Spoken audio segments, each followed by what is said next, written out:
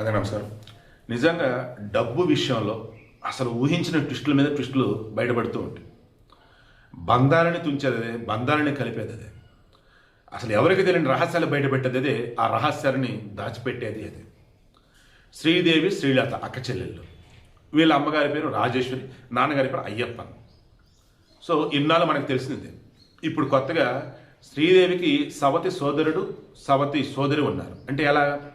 వాళ్ళ నాన్న ఇంకో ఆమెను పెళ్లి చేసుకున్నాడు. ఆమె పేరు చంద్రభాను. వీళ్ళకి పుట్టిన పిల్లలే శివకామి అండ్ నటరాజన్. ఇప్పుడు ఇదంతా ఎందుకు వచ్చింది?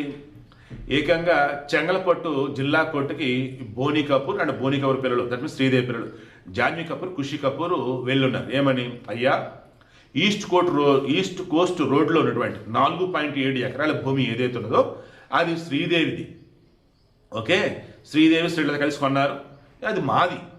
మధ్యలో ఈ శివకామి నటరాజన్ అసలు వీళ్ళు ఎందుకు వస్తున్నారు ఏంటని చెప్పేసి వెళ్తే వాళ్ళు దాని మీద స్టే ఇవ్వలేదు అండ్ మోరోవర్ ఇంకా విచారణ నడుస్తుంది.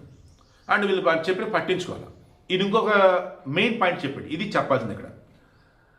బహుభార్యత్వం అన్నది హిందూ వివాహ చట్టంలో లేదు. హిందూ వివాహ చట్టం ప్రకారం నీకు ఒక భార్య ఉంటే ఆ భార్యకు విడాకులు ఇచ్చిన తర్వాత రెండో పెళ్లి చేసుకుంటే అప్పుడే చెల్లుబాటు అయ్యేది. చెల్లుబాటు కాని పెళ్లికి ఇక ఆస్తి హక్కులు ఏముంటాయి? ఫస్ట్ ఏమో ఆ భూమి శ్రీదేవి శ్రీలత కలిసి కొన్నారని చెప్పేసి చెప్పారు కోర్టుకి. ఇప్పుడు ఇండైరెక్ట్గా ఏమంటున్నాడు? ఆ భూమి సరే అయ్యప్పన్ అండ్ రాజేశ్వరి కలిసి కొన్నారని అనుకుందాం, అయ్యప్పని కొన్నాడని అనుకుందాం, అంటే శ్రీదేవి నాన్న కొన్నాడని అనుకుందాం. దాని మీద చట్టబద్ధమైన వారసత్వ హక్కులు ఎవరుకుంటాయి? ఆయన పిల్లలకు ఉంటాయి. ఇప్పుడు ఆయన పిల్లలు అంటే శ్రీదేవి శ్రీలత వారికి. ఇప్పుడు కొత్తగా నటరాజన్ శివకామి వచ్చేసి మేము కూడా ఆయన పిల్లలమే, అది ఉమ్మడి ఆస్తి మాకు కూడా పంచాలంటున్నారు కదా. వాళ్ళు ఎలాగవుతారండి? ఆ వివాహం చెల్లుబాటు కాదండి. రాజేష్కి విడాకులు ఇవ్వకుండా చంద్రబాబు చేసుకున్నప్పుడు అది ఎలా చెల్లిద్దండి, అది చల్లదండి అని అన్నాడు. ఇక ఇది హైకోర్టుకు వచ్చింది. మద్రాస్ హైకోర్టులో రేపు 26వ తారీఖున తీర్పు అనేది ఉంది. ఇప్పుడు నేను చెప్పేది మెయిన్, ఈవెన్ మా ముత్తాత వాళ్ళ ఆస్తి కూడా మా తాతగారు ఉన్నప్పుడు పంచుదామని చెప్పేసి అనుకున్నా, పంచలేదు. అండ్ మా తాతగారు చిన్న తాతగారు అంతా చనిపోయిన తర్వాత పెద్దలు వాళ్ళు ఉండి ఎప్పుడైనా పంచుతారని మా నాన్న అంటే ఇప్పుడైనా తర్వాత చూద్దాంలే అన్నాడు. చివరికి ఏమైంది? అది మాదే అని చెప్పేసి మా చిన్న తాత పిల్లలు అన్నారు. ఇంకా మా నాన్నకి వాళ్ళకి చిన్న ఇష్యూ, కోర్టులో కేసు. ఇక ఆ తర్వాత నాన్నగారు కాలం చేశాక వాళ్ళకి ఫోన్ చేసి నేనే చెప్పాను, కేసు అన్నది అసలు ఏమీ వద్దు, అవసరం లేదు, హ్యాపీగా భూమి మీరే తీసుకోండి, ఏదైనా అందులో మీకు ఇవ్వాలనిపిస్తే పిన్నికి ఇవ్వండి వెళ్ళి, వాళ్ళకి పిల్లలు ఉన్నారు కదా అని చెప్పేసి చెప్పాను. ఇదంతా నేను చెప్తున్నాను. నేను భూమి అన్నది ఖచ్చితంగా అందరూ కూడా బతికి ఉన్నప్పుడు, మనం అంతా బాగా ఉన్నప్పుడు ఎవరి దగ్గర సెటిల్ చేసుకోవాలి. అలా కనుక చేసుకోలేదనుకోండి, చివరికి అసలు వాళ్ళు ఉండరు, ఎవరెవరో వస్తారు, ఆ భూమి మాదంటారు, కబ్జా చేస్తారు. చివరికి అది నిరూపించడానికి ఏళ్ళకెళ్ళి కోర్టు చుట్టూ తిరగాలన్నమాట. అవసరమా? ఈస్ట్ కోస్ట్ రోడ్ అని చెన్నై నుంచి పుదుచ్చేరికి వెళ్ళే రోడ్డు. అక్కడ అసలు విల్లాస్ ఉంటాయి, బంగ్లాలు ఉంటాయి కదా, ఓ రేంజ్లో ఉంటాయి.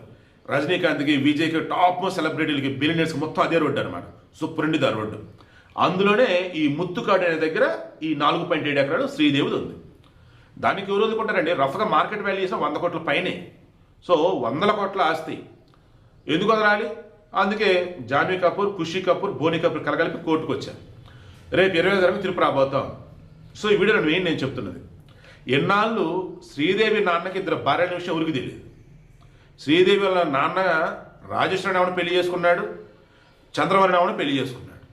ఇప్పుడు బయటపడి తర్వాత ఇంత వాల్యుబుల్ ల్యాండ్ శ్రీదేవికి ఉంది అనే విషయం అది ఉరికి తెలియదు. ఇప్పుడు ఇది బయటకు వచ్చింది. సో ఓవరాల్ నేను చెప్పాను, మనస్ఫూర్తిగా చెప్తున్నాను, డబ్బు అన్నది బంధాలను చెడగొట్టేది, బంధాలను కలిపేది. డబ్బు అన్నది అది ఫిక్స్డ్ అసెట్ అయినా లేదా movable asset, what ever it is, ఏదైనా కానీ మనం అనుకున్న మనుషులు బాగున్నప్పుడే దాన్ని ఎవరికి అంత తేల్చేసుకోవాలి. రేపటి రోజులే అనుకుంటా పోతే ఇది ఇలాగే కంపుకుంపోతూ ఉంటుంది. చాలా చోట్ల కోర్టులో వచ్చే సివిల్ కేసులు మొత్తం ఇటువంటివి. వాళ్ళు బతికున్నప్పుడు క్లియర్ చేయరు, పంచరు. వాళ్ళు చనిపోయాక వారసులు మేమని వీళ్ళు అంటారు, లేదు మాకు కూడా వాడని ఇంకొకళ్ళు వస్తారు, వాళ్ళ డాక్యుమెంట్లు వాళ్ళవి, వీళ్ళ డాక్యుమెంట్లు వెళ్ళవి. సంవత్సరాల తరబడి కోర్టులో కేసులు నడుస్తూనే ఉంటాయి. లాయర్లు బాగుపడతారు తప్ప మధ్యలో ఉన్నోళ్ళు ఇవన్నీ వద్దురా బాబు అని. మా లాయరు కేసు మనమే గెలుస్తామండి, రెడీగా ఉందండి అన్న. సరే ఒకటే అన్నాను, వద్దు సార్, అంతా బాగున్నప్పుడు పంచుకుంటూ అయిపోయేది. ఇప్పుడు ఆస్తి అంతా మాదని వాళ్ళు అనుకుంటూ ఉన్నారు. నాన్నగారు కూడా ఆయన బ్రతికున్నప్పుడు ఆయన రిక్వెస్ట్ చేస్తుంటే, అన్నా నువ్వు హైదరాబాద్లో బాగానే ఉన్నావు, ఊర్లో ఉన్న ఇదన్నా మాకు ఇది తప్పక మాకేముందని రిక్వెస్ట్ చేస్తే సరే తీసుకున్నాము నాన్న అనేవాడు అండి. ఇప్పుడు నాన్న బదులు నేను అంటున్నాను, ఏం పర్లేదు వాళ్ళని తీసుకోమని అని చెప్పేసి అని ఫోన్ చేసి మరి చెప్పేశాను. వాళ్ళు ఆశ్చర్యపోయారు, ఇదేంటి యాక్చువల్గా మొత్తం అన్ని లీగల్ కరెక్ట్గా నా సైడే ఉన్నాం, కోర్టులో కేసు గెలిచేటట్టే ఉన్నాం. మా లాయర్ కూడా అదే చెప్పారు. ఆయన సరే నాకు వద్దనిపించింది, నేను సంపాదించుకుంటా, ఉన్నంత బాగానే ఉన్నా, ఇక ముందు కూడా నేను బాగానే ఉంటా, వద్దు. సో కోర్టు చుట్టూ తిరగొద్దు. అండ్ మన కూడా మనుషుల మధ్య ఈ ఆస్తు పంపకాలప్పుడు లేనిపోయిన గొడవలు అసలు వద్దు. ఏదైనా కానీ పెద్ద మనుషులు ఉన్నప్పుడే, మనోడు కూడా మనుషులు ఉన్నప్పుడే సెటిల్మెంట్లు అయిపోవాలి. అలా కానప్పుడు కోర్టు చుట్టూ తిరుగుతూ ఉన్నా, వాళ్ళ వీళ్ళు నానుతూ ఉన్నా, మైండ్ డిస్టర్బ్ అయ్యి మనం చేసే మంచి పనులు కూడా చేయలేక ఇబ్బంది పడతా వేరేదైతే కాదు.